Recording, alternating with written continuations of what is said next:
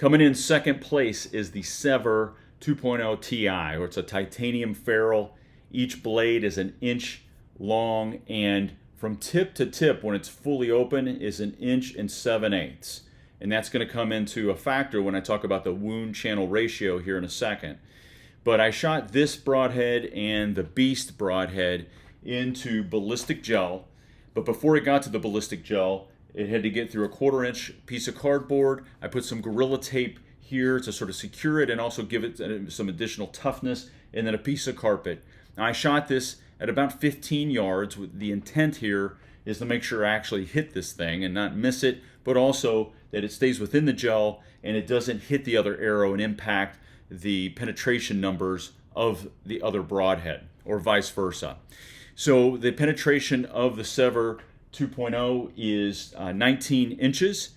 And what I do is not only look at penetration, but I have a wound channel ratio that I've come up with, that you're really taking the penetration, you're multiplying it by the inches on the blades and the number of blades. So here we have a factor of 2 because we have two 1-inch blades, so 19 times 2.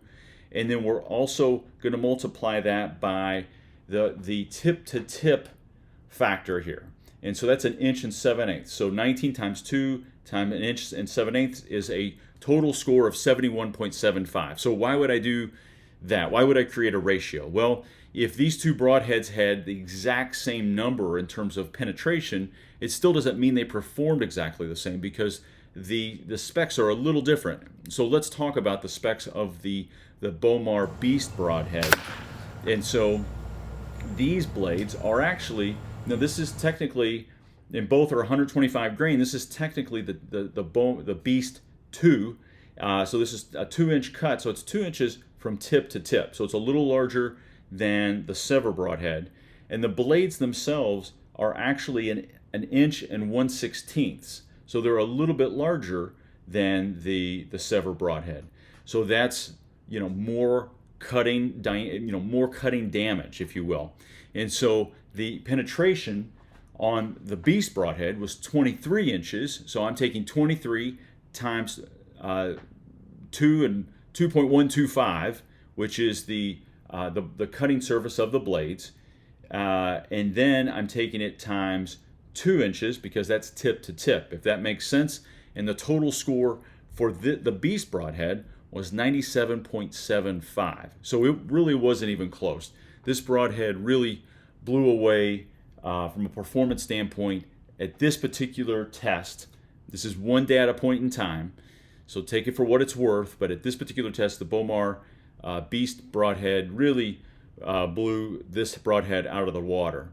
Now, a couple things that I do like about this, and I will say, last year I killed a buck with the Sevr 2.0. Most broadheads out there in the market are going to kill a deer and do it really, really well. And this Sevr did a great job, and I'm going to continue to shoot things with it, for sure. But the one thing I do like about the Bowmar head is that there are no bands. There are, with the Sevr head, if you've had that ever in your quiver, it will break those bands that keep those blades tight.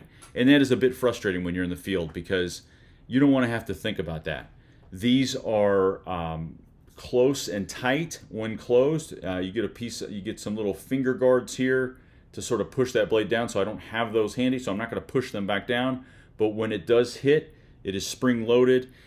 Now, the idea that you'll hear from a marketing standpoint is that as it enters, say, a rib cage, it could potentially bring those blades down and then re-expand once inside the rib cage area.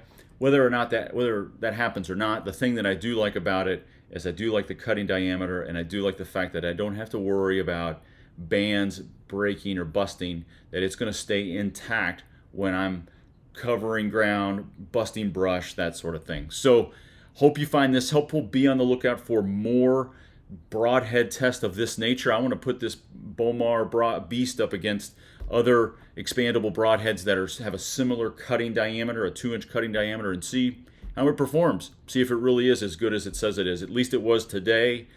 Best of luck. Thank you so much for your support.